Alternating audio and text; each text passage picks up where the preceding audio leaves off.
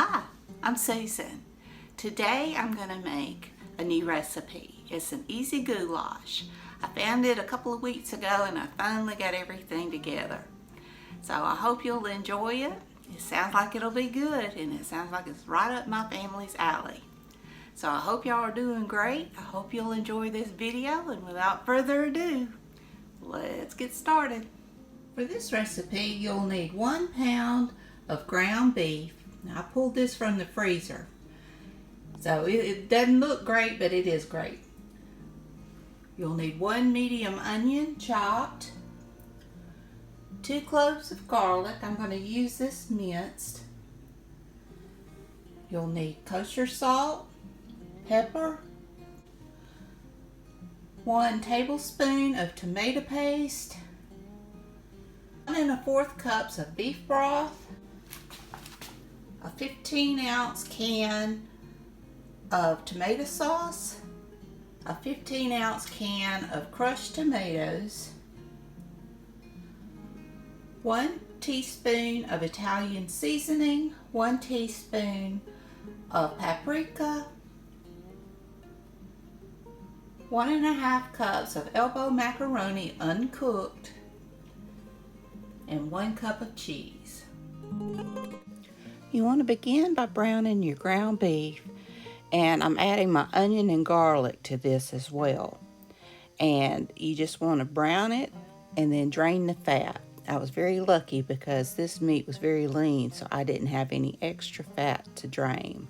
And I did salt and pepper this meat.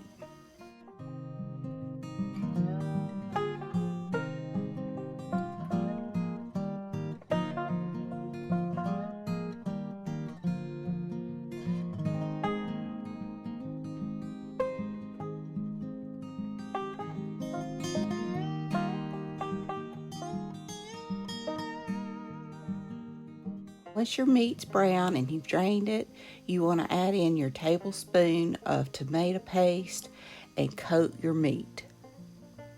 I'm thinking it's about time for me to get a new tube of tomato paste. But this stuff is great because you don't have to open a big can just for a tablespoon.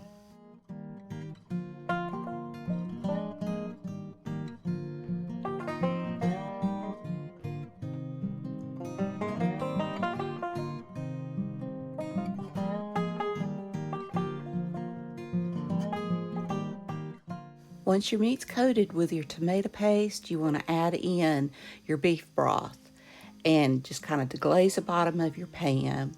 Add in your tomatoes and your tomato sauce. Add in your seasonings and your elbow macaroni. And I added in a little bit more salt and pepper to this, but I did not need to. Mine ended up being just a tad too salty. Not to where you couldn't eat it, but it could have done without the salt. So you do not need to add any more salt. If you want to add pepper, that's fine, but you do not need any more salt. And once you get your pasta in there, you want to bring it up to a simmer, and you want to let it simmer for about 20 minutes.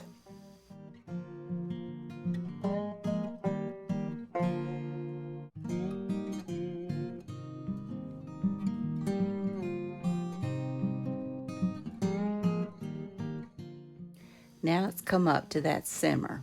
Let it go for that 20 minutes. You want to occasionally stir this throughout that 20 minutes that you're letting it simmer. After it's simmered for the 20 minutes, you want to stir in your shredded cheese. And you want to just remove it from the heat after you stirred it in. And this ended up being really delicious. My husband said it was definitely a keeper, and I'm so happy for that. It was a nice 1-dish meal. Did not have to, it wasn't hard at all. This was so easy. My son said it reminded him of chili mac. So I hope you enjoyed this video. If you did, please give me a thumbs up. Hit that subscribe button if you haven't. Ring that bell so you can be notified when I upload new content. Leave a comment. Tell me what you think. Y'all have a great and wonderful day.